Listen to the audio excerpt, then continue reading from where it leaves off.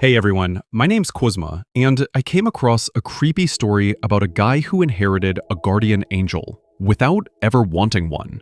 Listen to this story and tell me in the comments what you'd do if you were in his place. My mother died 2 months ago. It wasn't a tragedy in the sudden, shocking sense. It was a long, slow, quiet fading. Cancer.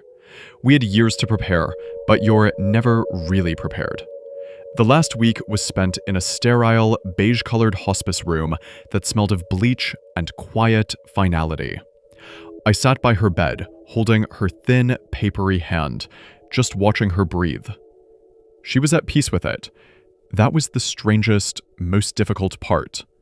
While I was a tangled, screaming knot of grief and anticipatory loss, she was serene.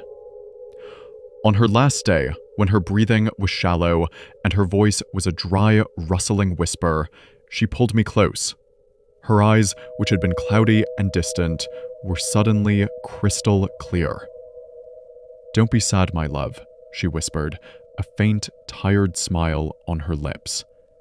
"I'm not afraid." I've never been afraid. He's always been with me. "Who, Mom?" I asked, my voice thick with tears. "My guardian," she said, her gaze shifting to a point just over my shoulder. "My protector. He was a gift from my own mother when she passed. He's kept me safe my whole life. He's never let any real harm come to me." I didn't know what to say. My mother had always been a little spiritual, in a vague, non-denominational way. I just assumed it was the morphine talking, a final, comforting delusion. I squeezed her hand. "When I go," she continued, her eyes locking back onto mine with a startling intensity, "he will pass to you. He has to. He needs someone to watch over. You will be safe now. Always." "Mom, don't talk like that," I choked out. "You won't believe me at first," she said, ignoring me, her voice gaining a strange, final strength. "But you'll know. There will be 10 marks, 10 signs after I'm gone. When you've seen the 10th, you'll know he's with you. And then you will see him." She recited the marks to me then, her voice a low, rhythmic chant. A coin returned, a silent bell, a path cleared, a saved fall, a warning unheard, a fear answered, a scent of the old earth, a touch of cold fur, a voice not your own, and finally, a gaze returned. She finished, and a deep, peaceful sigh escaped her lips. She closed her eyes, and a few hours later, she was gone. The funeral was a blur. The weeks that followed were a suffocating fog of grief and paperwork. I was just going through the motions, a ghost in my own life. I'd completely forgotten her strange final words. They were just the ramblings of a dying woman, a final, beautiful, meaningless piece of poetry. Then the first mark appeared. I was at the grocery store, fumbling for my keys in the parking lot, and a quarter slipped through my fingers, clattering onto the dark, wet asphalt. It was late, raining.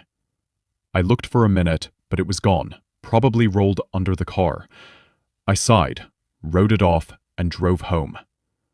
When I got to my apartment and emptied my pockets onto the dresser, there it was, sitting right in the center of the pile of my keys and wallet. A single, dry, gleaming quarter. I stared at it. It was impossible. My pockets had been empty, but my grieving mind immediately supplied a dozen rational explanations. I must have had another one. I must have picked it up without realizing it. I dismissed it, but a tiny, cold seed of unease had been planted. A coin returned. A week later, the second mark. I was walking home from work, taking my usual route past an old, decommissioned church. As I passed its silent stone bell tower, I heard it. A single, clear, resonant bong. of a great bell, echoing through the quiet afternoon air. I looked up. The tower was still. The great bell was motionless. No birds flew out. No one else on the street seemed to have noticed. An auditory hallucination, I told myself. Stress and grief do strange things to your mind. A silent bell. The third mark came a few days after that. My work building is old, and the maintenance staff is constantly doing repairs. I was heading to the AOM, but the hallway was blocked by a huge, wheeled cart full of waste and equipment, left there by a worker who was nowhere in sight. I sighed, annoyed, and turned to go the long way around. I got to the end of the hall, turned the corner, then realized I'd forgotten my wallet at my desk. I turned back. The hallway was empty. The massive cart was gone. The whole process had taken less than 30 seconds. There was no way anyone could have moved it that fast. It had just vanished. A path cleared. I wasn't just uneasy anymore. I was starting to get scared.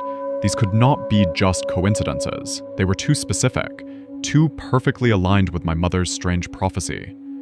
I started to feel like I was a character in a story that someone else was writing. And I started to feel like I was being watched.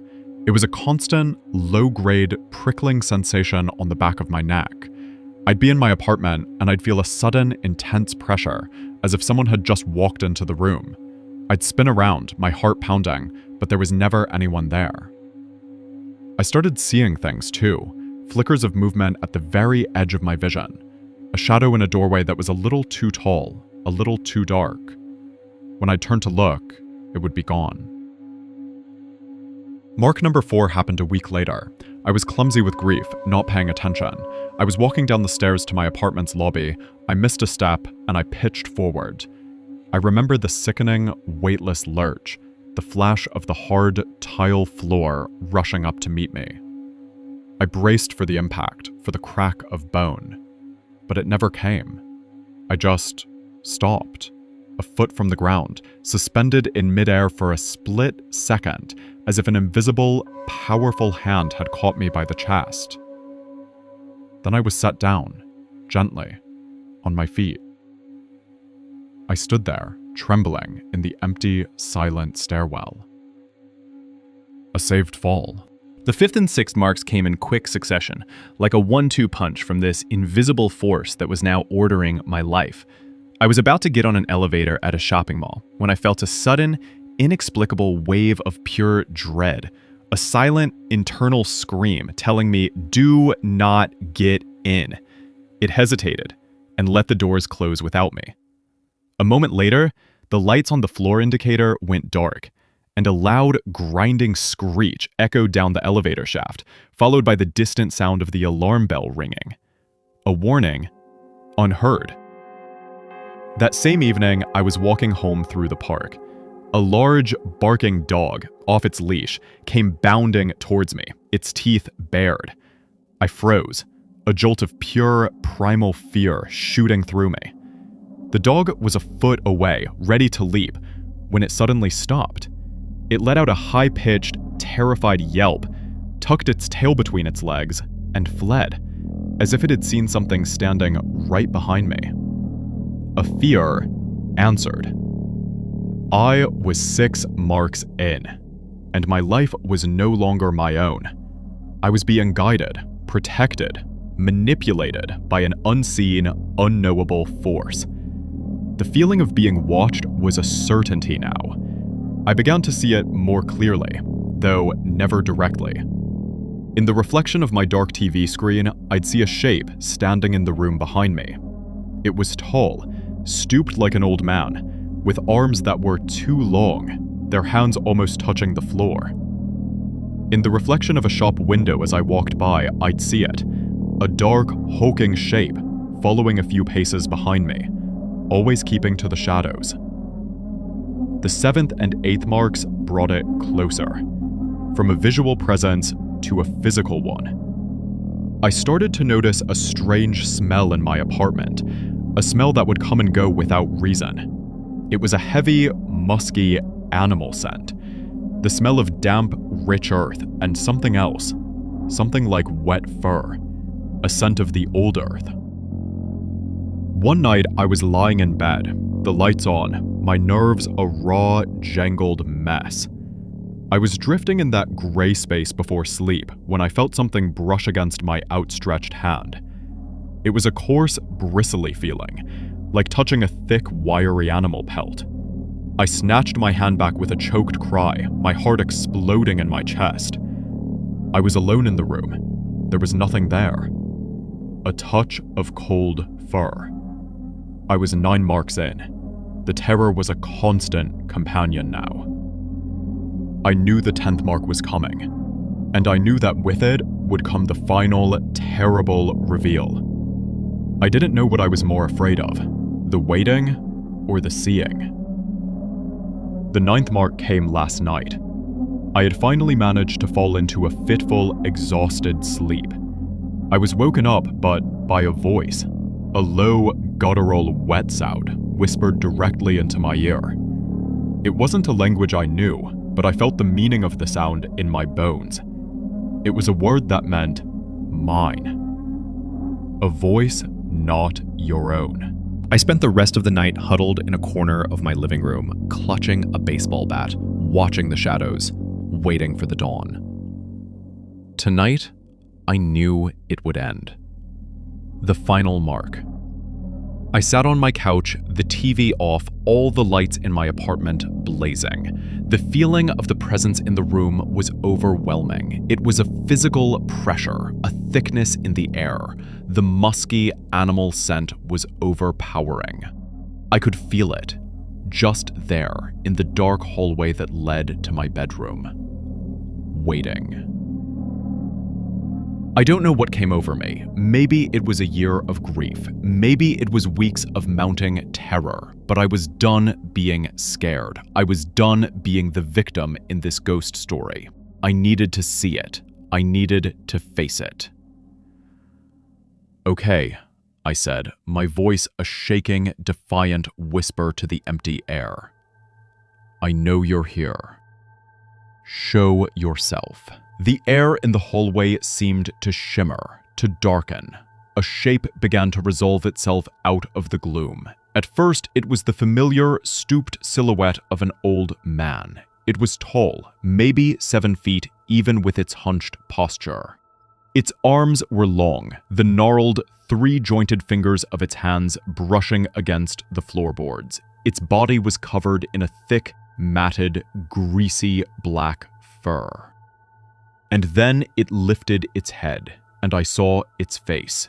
It wasn't a man's face. It was the long, narrow, bearded head of a goat.